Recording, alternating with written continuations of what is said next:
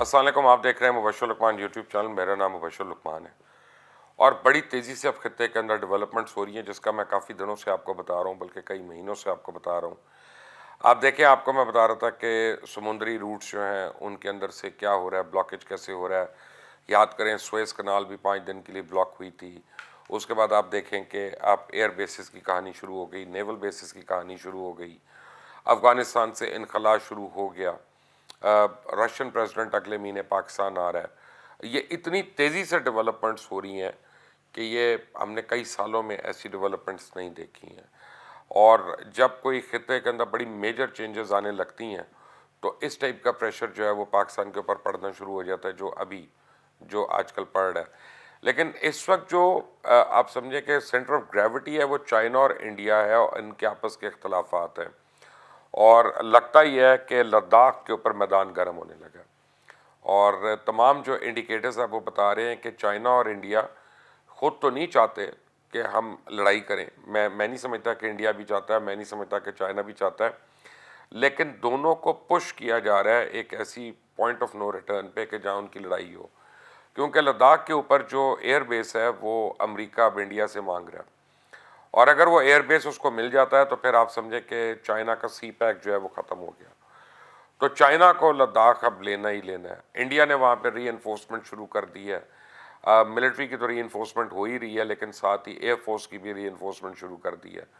China उसके ऊपर India का जो चिकन नेक है उसको, और आप समझे बॉटल नेक है उसकी 3 स्टेट्स के ऊपर, उसके ऊपर उन्होंने इन्फोर्समेंट शुरू कर दिया है कि अगर कभी इंडिया उधर से एक्टिव होता है तो वो मल्टीपल बॉर्डर्स इस साइड से खोलेंगे ताकि उसकी 2-3 स्टेट्स जो हैं वो हिट होती हैं इंडिया की।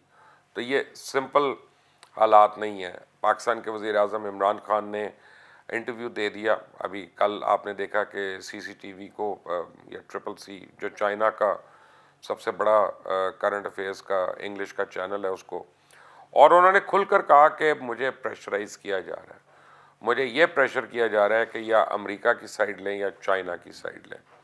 और ये सवाल ही नहीं पैदा होता कि हम चाइना के ख़िलाफ़ जाएं। चाइना हमारा देरीना दोस्त है।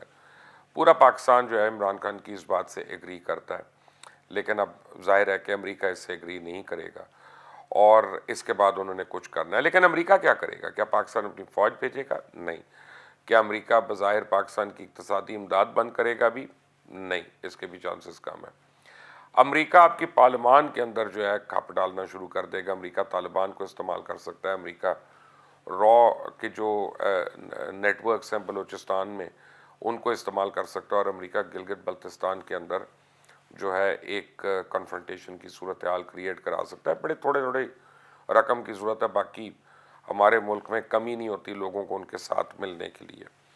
अब इमरान खान तो मेंटली प्रिपेयर्ड है कि जो होना है वो हो जाए, लेकिन अब देखना ये है कि बाकी लोग कितना प्रिपेयर्ड है। मेरा ख्याल है कि नून लीग ने आज एक असूली फ़ैसला कर लिया है, जो मुझे अंदर से चुड़ैल खबर लेके आई है। वो ये कि नून लीग ने कहा है कि अब हमने हुकूमत नहीं करानी और अगले इलेक्शन की तैयारी करें जो 2023 में है। इसका मतलब यह है कि फ़िलहाल तो बुज़दार भी सेफ़ हो गया और फ़िलहाल इमरान भी सेफ़ हो गए, लेकिन इसका दूसरा मतलब ये है कि पाकिस्तान के ऊपर इतने मसाइल पड़ रहे हैं कि नून लीग की भी क़यादत को ये एहसास हो गया है कि हम डिस्टेबलाइज़ नहीं कर सकते इंटरनली मुल्क को, और एक जो पॉलिटिकल सिस्टम है उसको चलते रहना चाहिए। और ऐसे में हम गवर्नमेंट को अगर सपोर्ट नहीं कर सकते तो हम उसके ख़िलाफ़ भी ना जाएं कि जिससे पाकिस्तान की स्टेबिलिटी की या पाकिस्तान की सालमियत को ख़तरा हो। तो अगर तो ये सोच है फिर तो बड़ी मुस्बत सोच है। काश पाकिस्तान की तमाम सियासी जमातें जो हैं वो एक पेज पे आ जाएं पाकिस्तान के कम से कम दाखिली अमूर के लिए। अब शाह महमूद की और बिलावल भुट्टो जरदारी की आज बड़ी तू मैं हुई है पार्लियामेंट के अंदर, और बिलावल ने तो आड़े हाथों उनको लिया, और शाह महमूद को आड़े हाथों लेना कोई मुश्किल काम नहीं है क्योंकि वो तो बिलावल के लिए काम करते थे पहले, मैं तो उनकी पार्टी में थे, तो वो कोई उनके लिए मुश्किल नहीं है। उन्होंने बता दिया कि जब उनको वज़ीर आज़म नहीं बनाया गया तो उन्होंने इस्तीफ़ा दे दिया था एज़ फॉरेन मिनिस्टर। उसके बाद उनको फॉरेन मिनिस्ट्री भी नहीं मिली थी। तो शाह महमूद का ख्याल था कि वो हिलरी क्लिंटन वगैरह सारों से मिल रहे हैं, वो उनकी सिफारिश करेंगे और पीपल्स पार्टी की क़यादत उनको वज़ीर आज़म बना देगी। तो बहरहाल पीपल्स पार्टी ने नहीं किया और उसके ऊपर शाह महमूद अलग हो गए, और बिलावल ने आज मुल्तान वालों के ऊपर बड़े ताने भी उनको दिए, और ये भी कह दिया कि सिर्फ 172 अरकान है जो मिनिमम रिक्वायरमेंट है, उन्होंने बजट पास किया।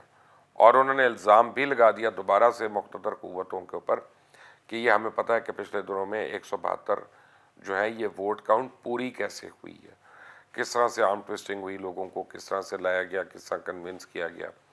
لیکن بہرحال بجٹ اب پاس ہو گیا اور پاکستان اب اس سٹیج پہ آ رہا ہے کہ جہاں اس کے اندرونی مسائل تو ایک طرف، اب اس کے بیرونی جو اس کے اوپر ڈینجرز ہیں وہ بہت اب منہ کھول کر کھڑے ہوئے ہیں. گزشتہ کچھ دنوں سے پاکستان کے اوپر حملے تیز ہو گئے ہیں. کبھی آپ بلوچستان میں دیکھتے ہیں FC کے اوپر حملے، کبھی لیویز کے اوپر حملے. آج صبح کو پاکستان فوج کے اوپر ایک چیک پوسٹ کے اوپر افغانستان کی آرمی نے حملے کیے، اس میں 2 ہمارے اہلکار، ایک حولدار اور ایک لانس نائک، انہوں نے جام شہادت بھی نوش کیا. اللہ تعالیٰ ان کی قربانیاں قبول بھی کرے اور ان کو اعلیٰ ترین درجات بھی دے. لیکن یہ اب رکنے والی بات نہیں ہے، اور یہ میں آپ کو بہت دن سے بتا رہا ہوں کہ یہ افغانستان کی جو بدلتی ہوئی صورتحال ہے یہ خدا نخواستہ پاکستان کے لیے بہت خطرناک ہے. ہمارا پورا ویسٹرن بارڈر جو ہے وہ اب جو ہے ایکٹیو ہے، اور پاکستان جب اپنی جو دیوار بنائی ہے وہاں پہ اس کو جب ہم سیل کرتے ہیں اور ریفیوجیز نہیں آ سکتے تو افغانستان کے اندر خانہ جنگی کا خطرہ ہے اور اس کا فال آؤٹ کا یہاں پہ خطرہ ہے. دوسرا، کل طالبان اور انڈین لیڈرز کو، اجیت دیول اور طالبان لیڈرز وغیرہ، ان کی ملاقاتیں بھی ہو چکی اور ان کی تصویریں بھی آ رہی ہیں، اور کہا یہ جا رہا ہے کہ طالبان ان کو ایک کمٹمنٹ دے دی ہے کہ انڈیا سے پالیسی کے لیے ہم پاکستان سے مشورہ نہیں کریں گے. تو اس کا مطلب ہے کہ انڈیا جو سارا وقت اشرف غنی کی حکومت کو سپورٹ کرتا رہا طالبان کے خلاف ان کو پیسے دیتا رہا، ان کو فنڈ دیتا رہا، اب وہ پینترا بدل کے طالبان کی گود میں جا کے بیٹھنے کی کوشش کر رہا ہے. لیکن تبدیلیاں بڑی ہو رہی ہیں، اور یہ سب سے پہلے جو اس کی آپ سمجھیں اگنائٹ ہونے والی چیز ہے، جہاں پہ آگ یا یہ چنگاری بھڑک سکتی ہے، وہ لداخ ہے. اور لداخ ہے اور وہاں پہ جو ویلی ہے یہ بڑا ایک سینٹر آف گریوٹی اس وقت بنا ہوا ہے. انڈیا اور چائنا اگر لڑائی میں چلے جاتے ہیں تو پھر دنیا کے بہت سے ممالک اس لڑائی میں ان کو شریک ہونا پڑے گا. کوڈ گروپ میں شامل آسٹریلیا، جاپان، امریکہ جو انڈیا کے ساتھ ساتھ ہیں، ان کو نیول سپورٹ دینی پڑے گی ان کو، کیونکہ انڈیا کی نیوی جو ہے وہ چائنیز نیوی کے آگے نہیں کھڑی ہو سکتی. تو ساؤتھ چائنا سی میں چائنا کی رسد اور ٹریڈ کو روکنے کے لیے پہ کوڈ گروپ جو ہے وہ ایکٹیو ہوگا، اور اسی لیے کوڈ گروپ میں مزید ممالک کو بھی ڈالنے کی کوشش کی جا رہی ہے. لیکن اس وقت ہمارے اندرونی طور پہ ہمیں نئے مسائل میں پھنسایا جا رہا ہے. آپ دیکھیں گے کہ آنے والے دنوں میں جسٹس قاضی فائز عیسیٰ جو ہیں ان کا ایشو دوبارہ سے اٹھ جائے گا، اور افراتفری جو ہے وہ ایک قسم کی شروع ہو جائے گی. اس کا مطلب بڑے پلان طریقے سے کوئی پاکستان کو یہ ضربیں لگا رہا ہے، بیرونی ضربیں بھی لگا رہا ہے اور اندرونی ضربیں بھی لگا رہا ہے.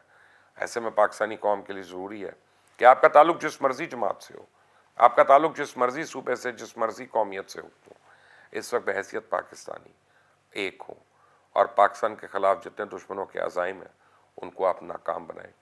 اس چینل کو ضرور دیکھتے رہیے گا اور اس کو سبسکرائب بھی کریے گا، کیونکہ اس کو جب آپ سبسکرائب کریں گے اور یہ گھنٹی کا نشان اس کو آپ پریس کریں گے تو آپ کو جتنی بھی اپڈیٹس ہیں وہ آنا شروع ہو جائیں گے. اور میں آپ کو بتاؤں کہ آنے والے دنوں میں آپ دیکھیں گے کہ یہ افغانستان کی خبریں اور یہ چائنا اور انڈیا کی خبریں یہ ڈومینیٹ کریں گی ہماری انٹرنیشنل نیوز، اور یہ پاکستان کو بھی افیکٹ کریں گی. اس لیے اس کے لیے منتظر رہیے گا، باخبر رہیے گا. اللہ تعالیٰ پاکستان کو اپنی امان میں رکھے. اللہ حافظ.